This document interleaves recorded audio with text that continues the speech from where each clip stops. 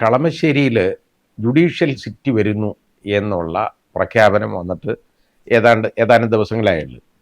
എന്താണ് അതുകൊണ്ട് ഉദ്ദേശിക്കുന്നതെന്ന് എനിക്ക് അറിഞ്ഞുകൂടാ, എനിക്ക് മനസ്സിലായില്ല. ഇനി ഇവിടെ എല്ലാം അതിനോടൊപ്പം ജുഡീഷ്യൽ സിറ്റി പ്രഖ്യാപിച്ചതിന് ശേഷം തന്നെ അവിടെ ഡയറക്ടർ ജനറൽ ഓഫ് പ്രോസിക്യൂഷൻ്റെ ഓഫീസ് ഇപ്പോഴത്തെ ഹൈക്കോടതി കെട്ടിടത്തിൻ്റെ തൊട്ടടുത്ത് അതിൻ്റെ കല്ലിടിയിലൊക്കെ നടന്നു. മുഖ്യമന്ത്രി എല്ലാം നടത്തിയതാണ്, നമ്മുടെ ബഹുമാനപ്പെട്ട മുഖ്യമന്ത്രി നടത്തി. അപ്പോൾ നമ്മൾ ആലോചിക്കണം, ഇത് ജുഡീഷ്യൽ സിറ്റി കടമശ്ശേരി വരുന്നെങ്കിൽ ഇവിടെ ഈ കെട്ടിടം പണിഞ്ഞ് നമ്മുടെ കാശ് കളയേണ്ട വല്ല കാര്യമുണ്ടോ? ഒന്നുമില്ല. ഇപ്പം തന്നെ ഒരു വലിയ സ്ട്രക്ചറാണ് ഹൈക്കോടതിയുടെ ആ കെട്ടിടം എന്ന് പറയുന്നത്. ഏതാണ്ട് 5 ഏക്കർ സ്ഥലത്ത് കണ്ട് നിൽക്കുന്നതാണ്. വലിയൊരു കെട്ടിടമാണ്. അതിന് വലിയ കുഴപ്പങ്ങളുണ്ട്. കുഴപ്പമെന്ന് പറഞ്ഞു കഴിഞ്ഞാൽ ആ കെട്ടിടത്തിന് പ്രശ്നമൊന്നുമില്ല. അല്ല, ഞാൻ അതിനകത്ത് ഒരുപാട് വർഷങ്ങൾ കഴിഞ്ഞതാണ്, അതുകൊണ്ട് കെട്ടിടത്തിന് കുഴപ്പമൊന്നുമില്ല. പക്ഷേ അവിടെ പാർക്കിംഗ് എന്ന് പറയുന്നത് വളരെ ബുദ്ധിമുട്ടാണ്. പൊതുജനങ്ങൾക്കൊന്നും വാഹനം പാർക്ക് ചെയ്യാൻ ഒരു സ്ഥലമില്ല. ഒന്ന്. ഇനി പൊതുജനങ്ങളുടെ കാര്യം പോട്ടെ, അഭിഭാഷകർ അവരുടെ വണ്ടി എവിടെ ഇടും? വാഹനം. ഇന്ന് അഭിഭാഷകർ വാഹനങ്ങളിലല്ലാതെ ആരെങ്കിലും വരൂ? അവരുടെ വാഹനങ്ങൾ പാർക്ക് ചെയ്യാൻ ഒരു മാർഗവുമില്ല കേട്ടോ. ഇപ്പം തന്നെ ഫയർ ആൻഡ് റെസ്ക്യൂ അവരുടെ ആ ഡിപ്പാർട്ട്മെൻറ്റിൻ്റെ അനുമതിക്ക് വിരുദ്ധമായിട്ടാണ് അവിടെ അഭിഭാഷകരുടെ വാഹനങ്ങൾ ഇപ്പം പാർക്ക് ചെയ്തുകൊണ്ടിരിക്കുന്നത്. കാരണം അഭിഭാഷകരെന്ന് പറയുന്നത് ഇതിൻ്റെ ഒരു വലിയ ഭാഗമല്ലേ, ജുഡീഷ്യറിയുടെ ഒരു പകുതി, നേർപകുതി എന്ന് നമുക്ക് പറയാം. അഭിഭാഷകർ ഇതിൻ്റെ ഭാഗമാണ്. അപ്പോൾ അവരൊക്കെ വേണ്ട സൗകര്യങ്ങളൊന്നും അവിടെ ഇല്ല എന്നുള്ളതൊരു സത്യമാണ്. പിന്നെ കോടതികളുടെ എണ്ണം കൂടിക്കഴിഞ്ഞാൽ അതായത് അവിടെ ഇപ്പോൾ അത്രത്തോളം സിറ്റിങ് മാർഗ്ഗമില്ല. അതുകൊണ്ട് ഡിവിഷൻ ബെഞ്ചിൻ്റെയൊക്കെ എണ്ണം കൂടി രണ്ട് പേരെ ഒന്നിച്ചിരുത്തി ഉള്ള പണികളായിട്ടൊക്കെയാണ് ഇപ്പോൾ പോയിക്കൊണ്ടിരിക്കുന്നത്. പിന്നെ ഈ റെക്കോർഡ്സ് കീപ്പ് ചെയ്യാൻ അവിടെ ഒരു സ്ഥലവുമില്ല. അത് ഇല്ലാത്തതുകൊണ്ട് മറ്റേ പഴയ ഹൈക്കോടതി കെട്ടിടം ഉണ്ടല്ലോ, ആ കെട്ടിടത്തിനകത്ത് കൊണ്ടുവന്നാണ് അതിൻ്റെ അകത്താണ് ഒരു ഭാഗത്താണ് ഇതൊക്കെ ഡംപ് ചെയ്തേക്കുന്നത്. ഒരുപാട് റെക്കോർഡ്സ് ഞാൻ അവിടെ രജിസ്ട്രാർ ജനറലായിരുന്ന സമയത്ത് ഒരു വലിയ ഡ്രൈവ് നടത്തി ആവശ്യമുള്ള റെക്കോർഡ്സ് മാത്രം എടുത്തിട്ട് ആവശ്യമില്ലാത്ത റെക്കോർഡ്സൊക്കെ നശിപ്പിക്കാനായിട്ട് പഴയത് ഉള്ള ഒരു മാർഗം ചെയ്തു. കുറേ അങ്ങനെ ചെയ്തിട്ടുണ്ട്. പക്ഷേ അതുകൊണ്ടൊന്നും ആവുന്നില്ല. ഇനിയും സ്ഥല സൗകര്യം വേണം, സ്ഥലമില്ല, അത് സത്യവുമാണ്. അപ്പോൾ ഇത്രത്തോളം ജഡ്ജിമാർക്കുള്ള ചേംബറുകൾ വേണം, അവർക്ക് ഇരിക്കാനുള്ള, അവർക്ക് പ്രിസൈഡ് ചെയ്യാനുള്ള കോടതികൾ വേണം. അപ്പോൾ ഇതിനകത്ത് സ്ഥലപരിമിതി എന്ന് പറയുന്നത് വീർപ്പ് മുട്ടുകയാണ്.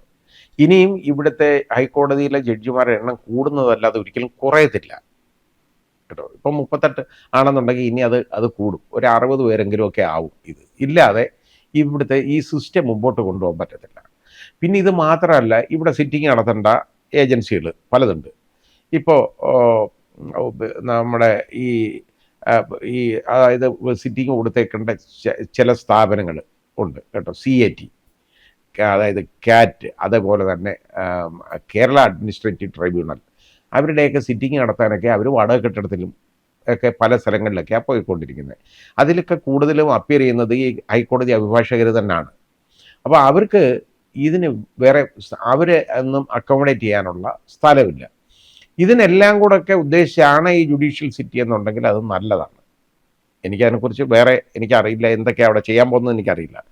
പിന്നെ അതുപോലെ തന്നെ വേറെ ഒരു വലിയ പ്രശ്നമുണ്ടെന്ന് പറഞ്ഞാൽ, ഈ അഭിഭാഷകർ ഇവിടെ വലിയ ചേംബർ ബിൽഡിംഗ് അവർ പണിത് എഴുതിയതാണ് അഭിഭാഷകർ. പക്ഷേ ഇങ്ങോട്ട് മാറ്റി ജുഡീഷ്യൽ സിറ്റി ആക്കുമ്പോഴോ ഇതെല്ലാം അവിടെ പറിച്ചുകൊണ്ടിടാൻ പറ്റുമോ? അവർക്കൊരിക്കലും ഇവിടുത്തെ ഓഫീസിൽ നിന്ന് ഇറങ്ങി അവിടെ പോയി കേസ് നടത്തുക എന്ന് പറയുന്നത് ഒരിക്കലും നടക്കുന്നൊരു കാര്യമല്ല. അവർക്കതിന് സമീപത്തായിട്ട് ഉള്ള ഏതെങ്കിലും ഭാഗത്ത് ഇനി പുതിയ ലാവണങ്ങൾ കണ്ടുപിടിക്കേണ്ടിയിരിക്കുന്നു.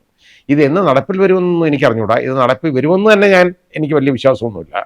കാരണം ഇതിനൊക്കെ കാണിച്ച് ഇതിൻ്റെ പുറയിൽ എന്തോ ഒരു അജണ്ടയുണ്ട്. അതൊക്കെ നടത്തി അങ്ങ് മാറത്തേ ഉള്ളൂ. സാധ്യത അതാണ് കാണുന്നത്. പിന്നെ ഏതാണ്ട് 27 ഏക്കർ സ്ഥലവും കണ്ട് അവിടെ കണ്ടുവച്ച് ഐഡൻറ്റിഫൈ ചെയ്തിട്ടുണ്ട്. HMTയുടെ സ്ഥലമാണെന്ന് എനിക്ക് തോന്നുന്നു. ഐഡൻറ്റിഫൈ ചെയ്ത് വെച്ചിട്ടുണ്ട്. അതിനകത്ത് അങ്ങനെ എങ്ങനെ ചെയ്യാമെന്നൊക്കെ പറയുന്നുണ്ട്. നടക്കുന്നതാണെങ്കിൽ നല്ലത്.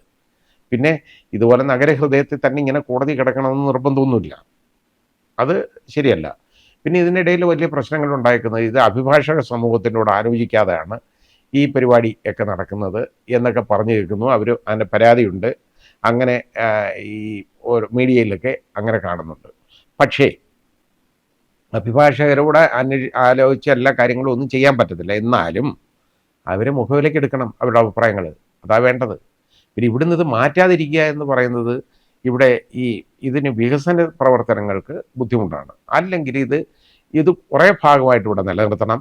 ബാക്കി ഉള്ള കെട്ടിടങ്ങളോ അല്ലെങ്കിൽ അതിനകത്ത് കുറേ ഭാഗങ്ങളോ ഒക്കെ ആയിട്ട് അങ്ങോട്ട് മാറ്റണം. അങ്ങനെ മാറ്റിയാലും ഉള്ള പ്രശ്നമെന്ന് പറഞ്ഞാൽ രണ്ടിടത്ത് ഓഫീസ് കണ്ടുപിടിക്കേണ്ടതായിട്ട് ഒരു അഭിഭാഷകർ ഇവിടെയും കണ്ടുപിടിക്കണം, അവിടെയും കണ്ടുപിടിക്കണം.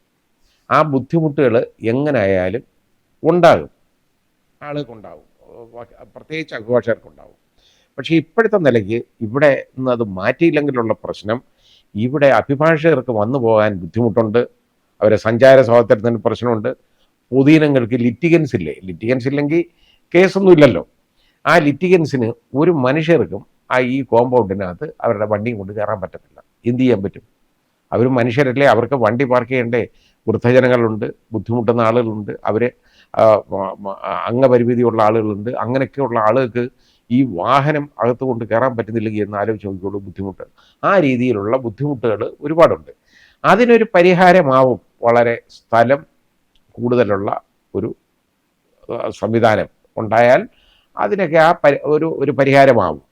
പക്ഷേ ആ പരിഹാരമാവുമ്പോൾ അത് എങ്ങനെയായാലും ബുദ്ധിമുട്ടുകൾ വരും, അഭിഭാഷകർക്കായാൽ വരും. അതിന് നമുക്ക് വേറെ മാർഗ്ഗമൊന്നുമില്ല, പറഞ്ഞു പോകുള്ളൂ. പക്ഷെ പുതിയ പുതിയ കെട്ടിടങ്ങൾ വീണ്ടും അവിടെ സ്ഥാപിക്കുന്നതിനോട് എനിക്ക് അഭിപ്രായമില്ല. കാരണം ഇത് മാറ്റാനുള്ള ഉദ്ദേശമുണ്ടെങ്കിൽ ഈ ഡയറക്ടർ ജനറൽ ഓഫ് പ്രോസിക്യൂഷൻ്റെ ഓഫീസ് തന്നെ പണിയണം. അത് അവിടെ പണിയട്ടെ. ഈ ജുഡീഷ്യൽ സിറ്റി എന്ന് അതിനകത്താണല്ലോ വേണ്ടത്. അവിടോട്ട് ആ കെട്ടിടം പണിഞ്ഞു തുടങ്ങട്ടെ. പിന്നെ ഈ കോടതി കെട്ടിടമൊക്കെ പണിയാന്നൊക്കെ പറഞ്ഞു കഴിഞ്ഞാൽ ഒരു വലിയ പഞ്ചവത്സര പദ്ധതി തന്നെ നടക്കണം, എന്നാലേ നടക്കുള്ളൂ. ഒരു 5 വർഷമെങ്കിലും എടുക്കാതെ ഒരു കാരണവശാലും ആ പണി നടക്കത്തില്ല. അപ്പോൾ അത്രയെങ്കിലും ഇല്ലാതെ പറ്റുകയില്ല. അതുകൊണ്ട് നാളെ അങ്ങ് കോടതി മാറും എന്നുള്ള ഒരു പേടി അഭിഭാഷകർക്കും വേണ്ട, പൊതുജനങ്ങൾക്കും വേണ്ട. കാരണം ഇത് വളരെ പതുക്കെ നടക്കുന്ന ഒരു കാര്യമാണ്.